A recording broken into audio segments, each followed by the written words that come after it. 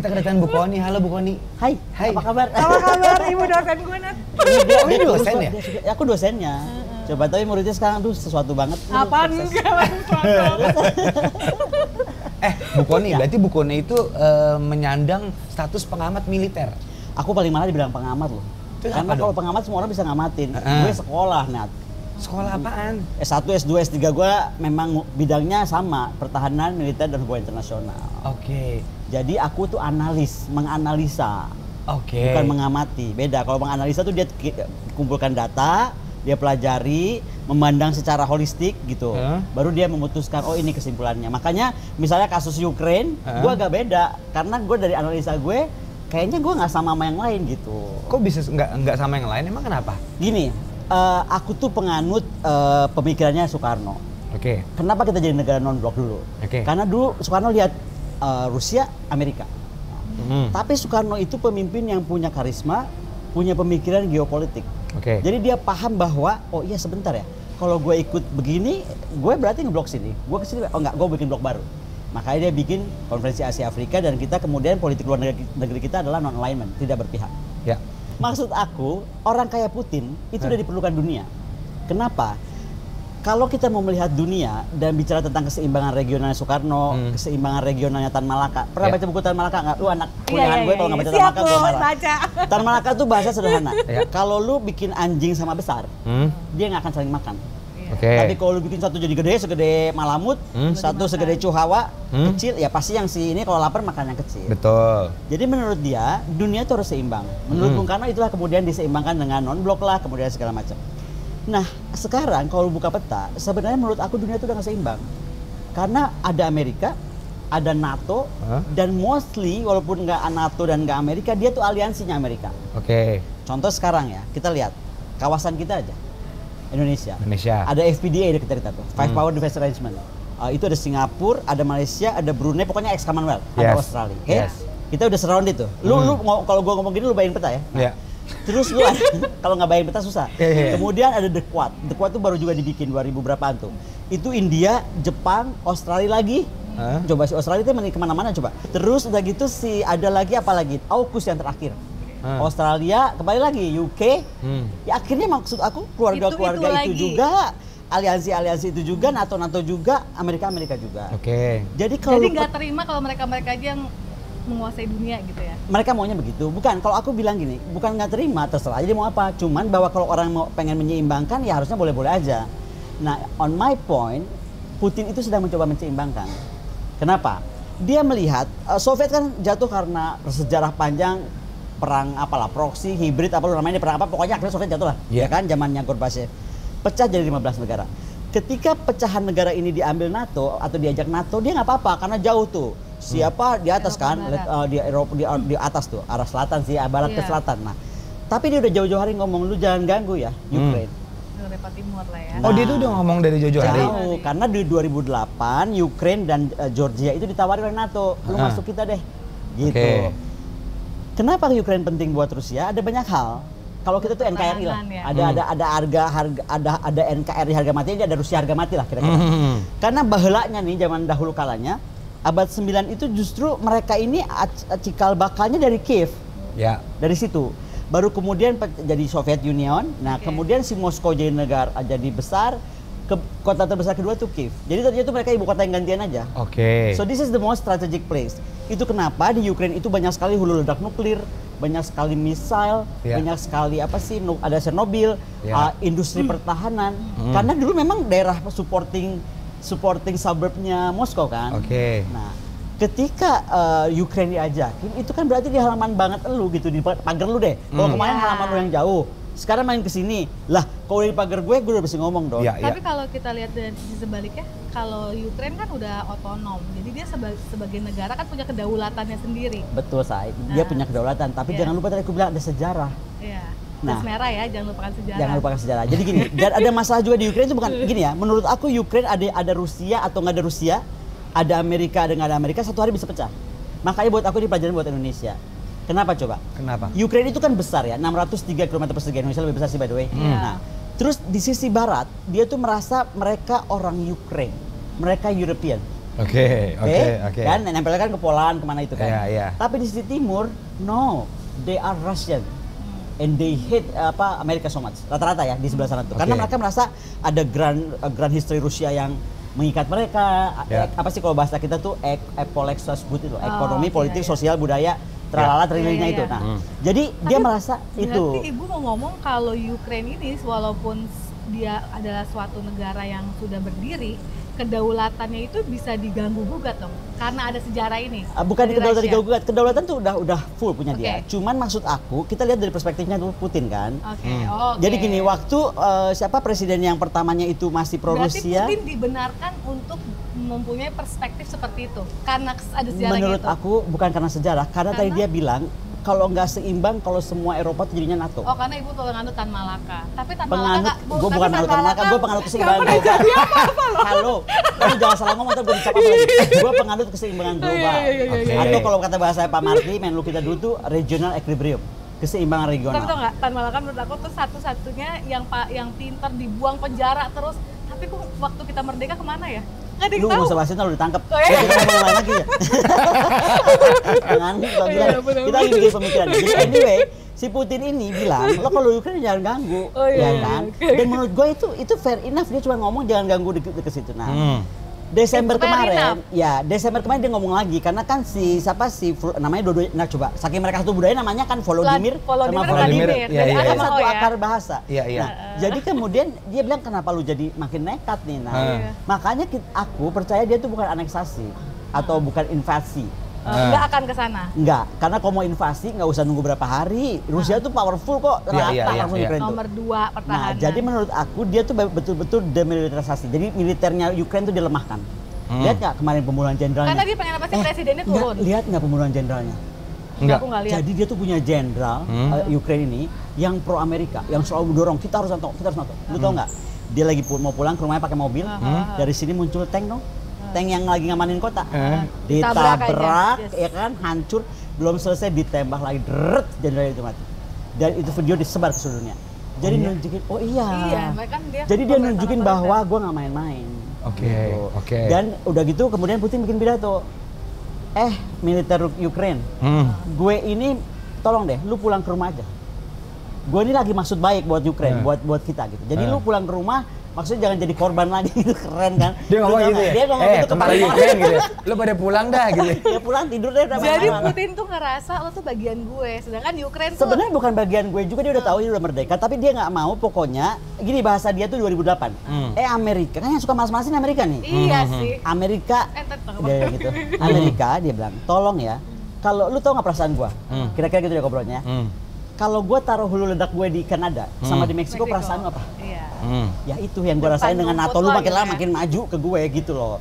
Makanya dia nggak ribut waktu masih jauh dari dia, tapi begitu mendekat dia langsung alert dong. Dan kenapa gue bilang dalam hal ini gue membenarkan Putin? Karena dia lihat kepentingan nasionalnya Rusia. Boleh aja sekarang Volodymyr punya kepentingan nasional Ukraine, I don't know that. Tapi kalau aku ngeliatnya dari dua hal, kepentingan nasional Rusia dan kedua keseimbangan tadi, keseimbangan regional dan keseimbangan global. Yang gue bingung sebagai orang awam, kenapa Ukraine? Tapi lu orang awam keren loh, tapi lu ya gue sukanya sama dia tatoan ya. Ceritanya kayaknya gimana gitu, tapi dia masih mikirin Ukraine, sesuatu banget. Iya dong. Kalau emang Ukraine nyaman sama Rusia, kenapa dia mesti ke NATO? Berarti ada yang dia nggak dapat dong. Kan tadi gue cerita, sisi barat sama sisi timur beda, say. Jadi mereka tuh di dalam pecah. Makanya aku tadi bilang, sebenarnya PR dia terbesar itu inward domestic affairs-nya. Jadi dia harus bisa membuat Contohnya Bung Karno hebat nih.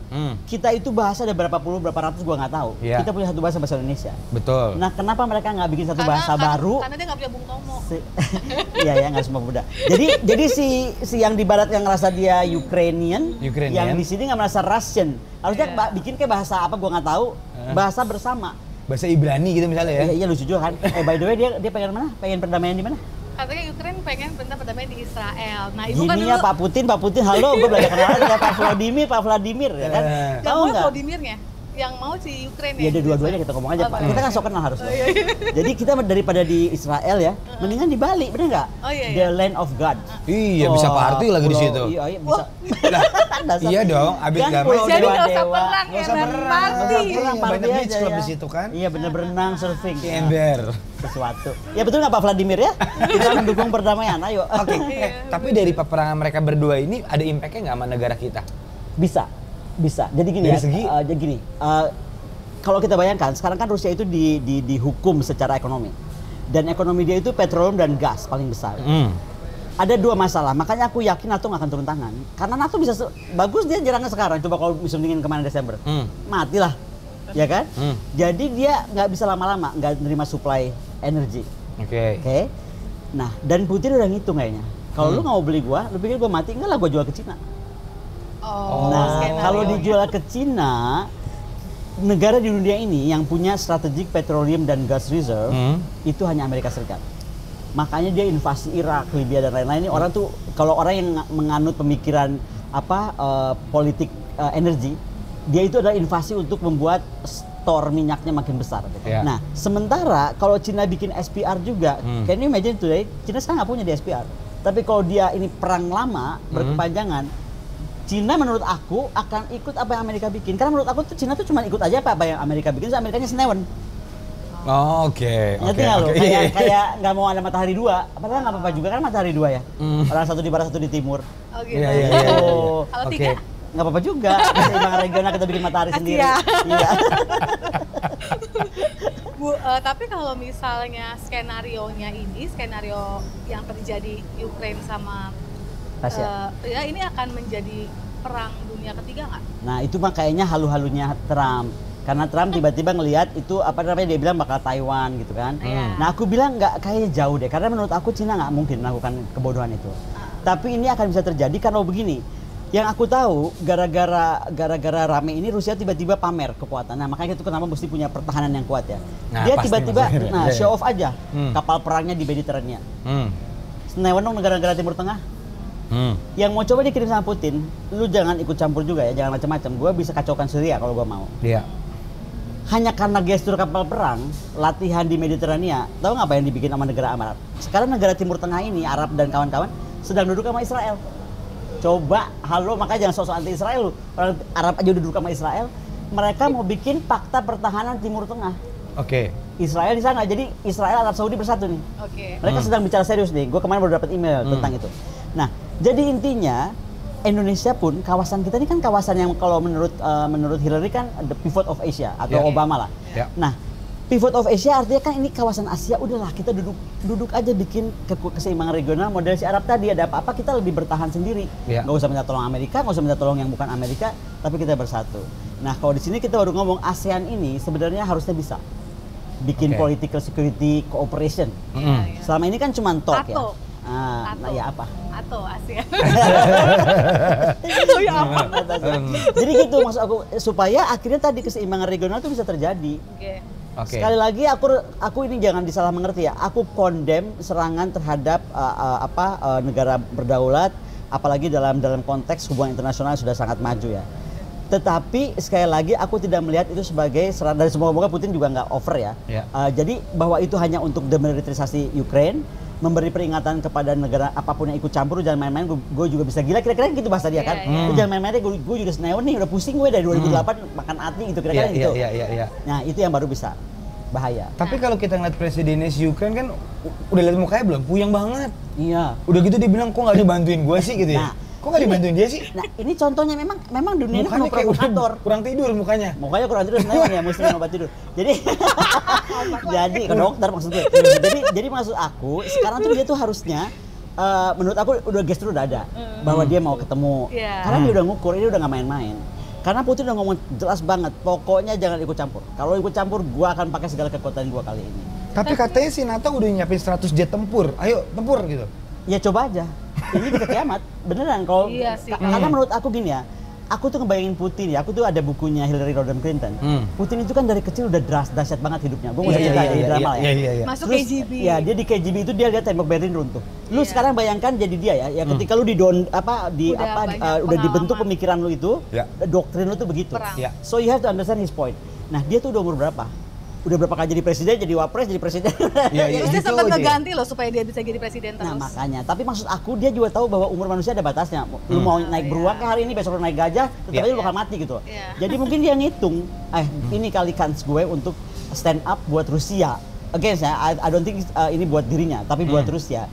Bahwa Rusia tuh harus tetap berdaulat dan tidak bisa kita itu kemudian diganggu tadi oleh perbatasan kita terus dipermainkan. Berarti karena mungkin masa lalunya, latar belakangnya Putin yang seperti itu, mungkin dia ada ya kayak nostalgia. Enggak, bukan nostalgia. Saya sekarang gini, kita nggak dididik sama KJB, kita nggak dididik sama BIN sama BAIS. Tapi kan lu merah putih banget dong, NKRI dong.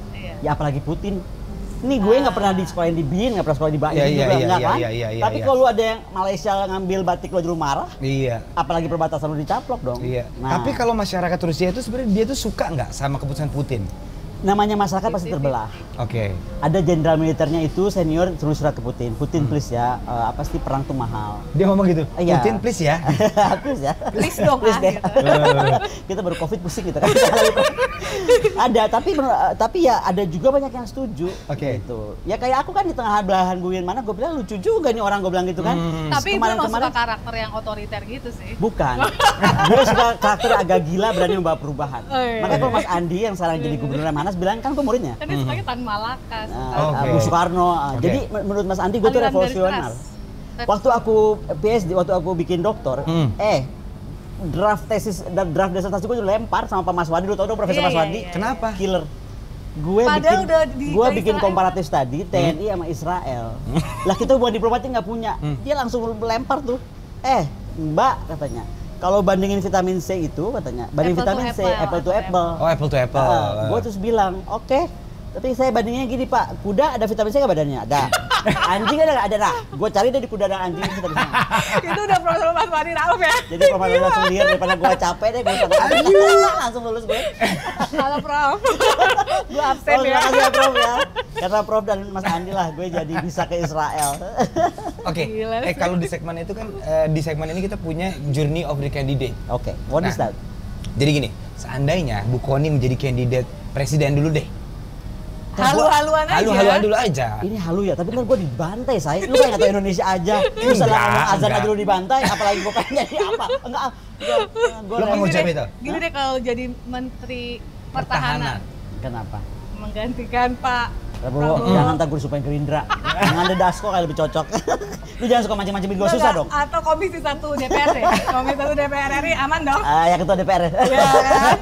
Nah, itu kan Ibu kan dari yang menganalisa pertahanan, apa sih yang bakal Ibu lakukan? Ya tadi seperti Putin kali, bahwa keseimbangan regional seperti Bung Karno, seperti Putin, seperti Tan Malaka itu harus diwujudkan. Karena kalau enggak semua akan lupa diri. Even Indonesia. Indo-Pasifik, nggak Indonesia. I'm talking about Indo-Pasifik. Indonesia nggak bisa berdiri sendiri. Nah, tapi kalau Indo-Pasifik lu tanya jantungnya siapa? Indonesia. Kita tuh pegang silent of communications. Begitu lu tutup itu, seluruh dunia berhenti perdagangan. Enggak, tapi misalnya 2024 nih, Bu Koni jadi Komisi 1 dari partai apapun lah. Kalau Komisi 1 nggak bisa, say, karena lu akan suara fraksi, lu nggak bisa suara lu. Makanya kan gue bilang Menteri Pertahanan nggak mau. Bukan, gue malas diserang saya, gue juga realistis orangnya, walaupun gila gue agak realistis sekarang. Ketua DPR. Enggak. Sebenarnya bukan itu. Nah, tapi apa sih 3 hal yang harus dilakukan pertahanan? Indonesia tuh nggak punya National Security Council. Jadi jangan bilang gue menjadi apa, siapapun yang jadi ketua National Security Council dia harus bisa advise presiden. Karena semua negara normal punya itu. Indonesia nggak punya, jadi gue nggak tahu yang bisikin presiden. Nggak normal, karena sekarang gue nggak tahu yang bisikin presiden soal pertahanan siapa, kok iya, ini iya, itu iya gitu. Bisik-bisik tetangga kali ya? Ya kali nggak jelas. Nah kalau ada NSI itu, nah kita harus bilang bahwa si NSI dia harus mengalahkan seperti dulu. Kalau kita mau tetap non-alignment, betul-betul non-alignment. Karena Bung Karno itu betul, dia pegang Rusia, dia pegang Amerika. Tapi hari ini kan kita enggak. Menurut Ibu Bung Karno jatuhnya gara-gara satu pihak yang menang nggak? Pokoknya Bung Karno. Udah yuk kita tahu ceritanya. Tahu ya, kadang-kadang kita lama-lama dipanggil polisi. Udah bikin gua susah dong. Kita tahu kok kenapa dia jatuh, lu pakai tanya. Maksud aku berarti kan keputusan untuk non Tapi alignment gini, atau soal alignment. yang aku mau bilang bahwa kita itu punya pemimpin yang harus berani merubah dunia. Oke. Dan Bung Karno berhasil. Kalau bukan Bung Karno, sebenarnya Jokowi ya 2013. Kalau tetap Pak Jokowi itu konsisten, kita bikin jadi Global Maritime Fulcrum, poros maritim dunia, poros dirgantara, itu tinggal dikonkretkan gitu, menurut aku. Yang kemudian sekarang ternyata kayaknya berapa hari ini sibuknya ngomong ibu kota negara, jadi gue udah gak nyambung sama maritim tadi. Tapi kalau itu aku nggak tahu ya, ibu kota negara itu kan 1.400-an triliun. Kalau aku punya uang segitu dan gue bisa menentukan uang kemana, gue bikin pertahanan yang sekuat itu, sekuat dulu Bung Karno. Lu tau nggak peran kenapa kita 1.400 triliun cukup? Ya lumayan, tapi kita bisa merevolusi semua dengan waras gitu. Apa aja yang mau direvolusi dulu? Aku pengen bikin seperti Bung Karno dulu membuat kita militer terkuat di bumi bagian selatan. Makanya kita itu Papua itu nggak pakai perang kan, nggak jadi perang, karena langsung takut orang. Sebentar, yang lu lawan nih militer terkuat nih. Oke. Begitu bos. Tapi apa nih ya? 1.400 triliun mau dibelanjain ke yang dibenerin apa itu? Semua sistem, bukan cuma belanja. Jadi gini loh, ini juga jadi jelek ya. Ketika kita bicara anggaran pertahanan jangan cuma tahu belanja. Halo, apa kabar? Maksudnya lu mesti bikin sistemnya, mesti mikirin bagaimana personel lu diatur, infrastruktur lu dibangun, ya kan, logistik sistem lu, doktrin lu dirubah. Ya kan, Ibu kan waktu information itu kan system. yang waktu ke Israel Indonesia kan diperbandingkan cavalry-nya ya, tentaranya. TNI, the whole TNI. Jadi TNI terhadap IDF atau IDF terhadap TNI. Dari mulai tadi aku bilang, kita sebutnya kalau di dunia pertahanan TPDOIL, training, equipment, personil, doktrin, infrastruktur, logistik, TPDOIL, apalagi information system. Jadi semuanya, secara keseluruhan. Jadi lu nggak bisa cuma belanja terus nggak tahu mau diapain, nggak bisa. Tentaranya juga mesti di. Oh iya dong. Dan doktrin lu mesti jelas. Jadi gini, kalau lu belanja alutsista, lu mesti tahu tentara lu tuh mau dikirim kemana. Bahasanya gini deh, lu mau pergi ke Surabaya, mau pakai beca atau mau pakai mobil Ferrari? Pasti pakai Ferrari dong. Nah, tapi kalau lu mau cuma jangan mah nggak enak kemana-mana. Ya romantis, kaki lu copot di jalan. Kaki lu copot di beca. Ini bahaya nih kalau ada ketemu kayak gini, anchor orang jadi pecah konsentrasi. Ampun. Gitu kan, jadi apa lagi nih? Terus oke gini nih. Kok lu nggak nanyain kalau gue Putin melulu? Apa? Kok lu nggak nanyain gue Putin kayak tuh lu tanyain dong, tanyain gue. Iya dong. Jadi bisa agak narsis gitu. Iya. Ini kan banyak isu yang berkembang. Ini kan klarifikasi ya. Kalau Ibu mau masuk ke ranah politik, benar atau tidak? Itu mah kayaknya bukan isu, itu ada hoax yang disebarkan orang ketika aku sedang mengkritik Pak Prabowo saat waktu mau belanja anggaran pertahanan besar-besar. Aku tuh bukan mengkritik karena dan aku kasih solusi. Makanya aku dipanggil Bu Puan, aku kasih tahu begini loh Bu, kalau saya punya uang segitu, ini nih yang mesti dibeli. Gue hitungin nih gitu. Gue ada sistem kan, Catmint cycle-nya gue hitung semua udah terpusing kalau dengan istilah pertahanan. Pokoknya ada ilmunya lah gitu. Tapi kan sekarang itu kita sistem politik kita tuh demikian sensitif, ya kan? Menurut aku tuh residu kemarin kita pemilu 2014 itu masih terjadi di masyarakat. Jadi kalau lu nggak gue, ya lu musuh gue. Kayaknya ada kayak gitu. Atau kalau lu koreksi gue berarti lu nggak setuju sama gue. Jadi di kita tuh nggak dewasa menurut aku. Nah, saat kemarin tuh aku sedang ngomong, Pak, kayaknya agak kalau segitu nggak masuk akal saya loh, Pak. Deh, gitu ya. Wih, serangannya tuh dengan hoax. Ya contohnya aku dianggap partai, ya kan, dianggap satu partai. Kalau aku partai, aku pasti punya KTA. Tapi bahwa aku ada di partai, yes, semua partai. Aku ada di PDIP, aku ada di Nasdem, aku ada di Demokrat, aku ada di PSI. Sebagai analis tadi. Ya, bisa di Litbangnya, bisa di kadang-kadang kan mereka sering punya perlu pandangan dosen-dosen untuk ketika mereka masuk komisi 1 misalnya. Ya, itu menurut aku kan normal dan memang tugas gue sebagai guru. Dosen itu kan guru. Yang memang mencerahkan. Dosen aku loh. Tapi kenapa buku lu cerahkan sekarang? Karena bekas murid gue ya. Kalau nggak dia udah ngaco juga nih. Tapi kenapa bukunya emang nggak beneran masuk partai aja untuk bisa ngerubah sistemnya? Itu tadi aku bilang. Ketika kita sistem politik seperti ini, kelihatannya kecuali partainya lain. Seperti ini gimana tanya dong? Kecuali partai bisa ngomong gini, ya udah lu bersuara dengan idealisme lu, nggak usah ikut suara fraksi. Nah itu gue masukin di partai itu. Emang nggak bisa kita idealis di partai? Yang tahu aku tuh nggak bisa. Dia orang politik, lu mesti tanya ke kamu dong yang tanya gue. Dia orang politik. Ini kayak anak band masuk label ya, diatur labelnya gitu. Nggak bisa indie gitu. Nggak bisa. Jadi tadinya lu kan hard rock berat gitu, nggak bisa. Lu tiba-tiba pindah jadi arah-arah Faris, lu dimarahin, kenapa lu jadi Faris? Oh gitu, itu yang terjadi di partai politik kita? Jadi di sistem politik kita, not only partai. Oh, di sistem politik jadi di DPR, di mana menurut aku ya. Iya. Gue bisa salah loh, daripada gue dimarahin gue gak salah aja dulu. Iya. Makanya Bu Koni Kan ada kebenaran absolut, saya. Iya. Makanya gue diem aja. Aman. Jadi ibu, kalau ibu berarti analis militer harga mati gitu ya kira-kira kalau Bu Koni? Analis militer gimana maksudnya? Maksudnya mau jadi analis militer terus gitu? Ya gue nggak tahu, kalau tiba-tiba tawarin presiden mungkin gue mau. Kan kata dia laga halu aja laga gila. Maksudnya apa kalau presidennya ibu tuh kita bisa perang ya Bu ya? Karena untuk kekuatan penyeimbang gitu. Gitu ya. Berarti ini bisa-bisa lu main Han ya. Oke. Udah halunya udah ada. Udah halunya. Ini last question ya. Yes. Apa yang Bu Koni paling takutin yang terjadi di Indonesia gara-gara Ukraine dan Rusia? Yang paling ibu takutin? Kita cuman bisa sok-sok nasehatin atau sok-sok menyalahkan, tapi kemudian kita nggak belajar. Kenapa aku mau diundang Onet ya, dan gue senang banget undang gue sebenarnya karena gue capek ngomong serius-serius melulu, kalau di sini kan kayaknya agak santai. Nah, jadi gini, aku maunya kita bisa belajar. Contoh menurut aku tadi, domestic affair tuh beresin. Ya. Gue kemarin main ke Indonesia Timur, Net. Gue launching buku. By the way, ntar gue kirim buku gue. Lu mesti baca tapi jangan cuma diliatin. Iya. Terus tau nggak? Orang Indonesia Timur tuh rata-rata bilang mereka udah bukan Indonesia. The whole Indonesia Timur apa? Mostly. Mereka bilang they are Pacific Islander community. Jadi mereka tuh udah gengnya Palau, salah sana tuh arah-arah Caledonia gitu. Jadi udah mereka merasa orang Pasifik. Oke? Nah, apa bedanya dulu sama Ukraine tadi gue cerita? Kan? Yang Indonesia Barat. Nah, Indonesia Tapi Barat. kalau kita kan timur gitu, baratnya juga kita beda. Nah, tengahnya beda lagi. Nah, makanya maksud aku, kita tuh cuma tertolong oleh sejarah kita masih punya satu Sumpah Pemuda. Kemudian, tapi kan ini juga itu kita baru ngomong friction antara Barat Timur ya. Jangan salah loh, gue lagi merasa ada pemecahan dari faktor agama misalnya. Atau kepercayaan atau apa gitu. Padahal menurut gue tuh kita harus hormat karena memang itu blessing sebenarnya kita bisa saling tahu.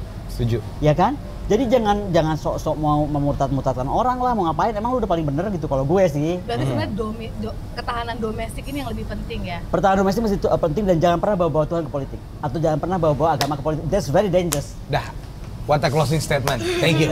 Thank you Bu Koni. Jadi Pak Putin undang dong datang. Masa besok kita bawa dia ke sini. Thank you.